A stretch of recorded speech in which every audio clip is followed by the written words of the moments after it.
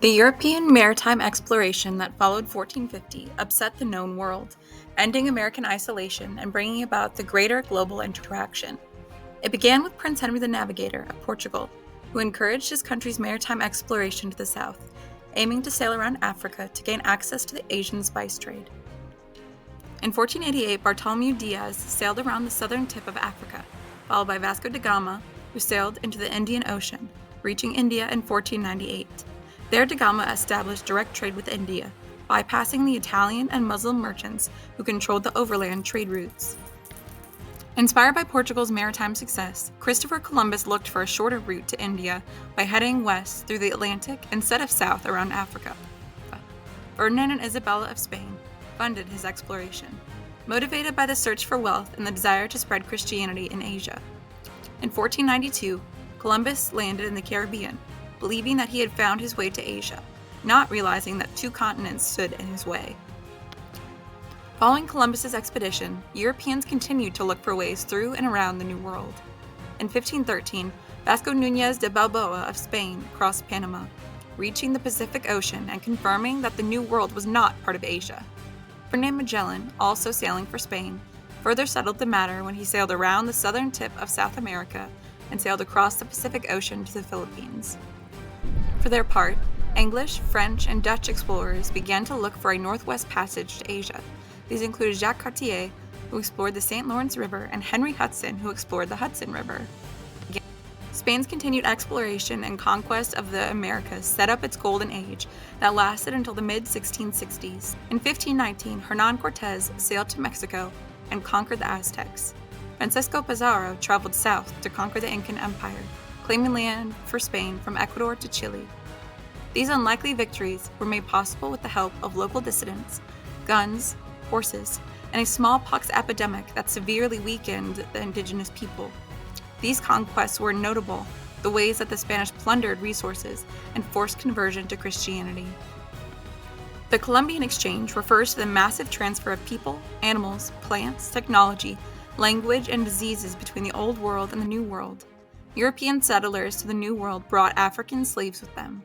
They also introduced wheat and grapes to the Americas, as well as cattle, chickens, horses, and sheep, which dramatically changed the cultures of the indigenous people there.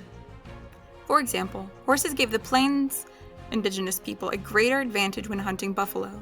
The disease that Europeans brought to the New World, including smallpox, measles, and influenza, devastated the indigenous populations. The New World provided the Old World with gold and silver, which strengthened European economies. The New World also gave important high-calorie foods, including potatoes, corn, and manioc, in addition to tomatoes, pumpkins, and peppers. That became staples of Old World diets. Historians suggest that these high-calorie foods are one key cause of the population growth that occurs in the Old World in this time period. Europeans' efforts to explore oceans and new lands were aided by the development of four key technologies. Cartographers developed the skills to create more accurate maps. Europeans also learned how to use the astrolabe, a technology adopted from the Greeks and Arabs, which allowed them to determine latitude at sea. Thirdly, they built better ships called caravels, which were nimbler and sturdier for ocean travel. This ship design combined the square sails of European ships with the triangular sails of Arab dhows, and moved the rudder from the side to the rear of the ship, making it easier to sail into the wind. Finally, use of the magnetic compass in open ocean navigation was perfected by European navigators in this time period. Slave trade was central to the triangular trade and led to the prosperity of port cities in the Americas, Europe, and Africa. Estimates of slaves captured and transported across the Atlantic to the New World colonies run as high as 11 million, with an additional 2 million estimated to be lost at sea. Europeans needing slaves for plantation labor in the New World traded muskets, tools, and textiles with African elites for African slaves. African rulers and merchant elites remained in control of the African continent and supplied Europeans with slaves captured inland and brought to the coast. The slave trade caused the decline of some African societies as their populations were devastated, especially of young men and women. Other African societies rose in power as a result of involvement in the slave trade. For example, the Asante and Dahomey were able to prosper as slave traders and held a strong bargaining position with the Europeans.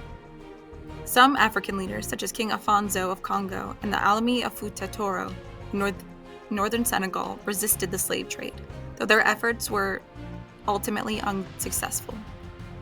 In the Americas, the slave trade allowed colonies in the Caribbean, Brazil, and southeastern part of North America to become huge economic successes by providing unpaid labor on tobacco, rice, and sugar plantations.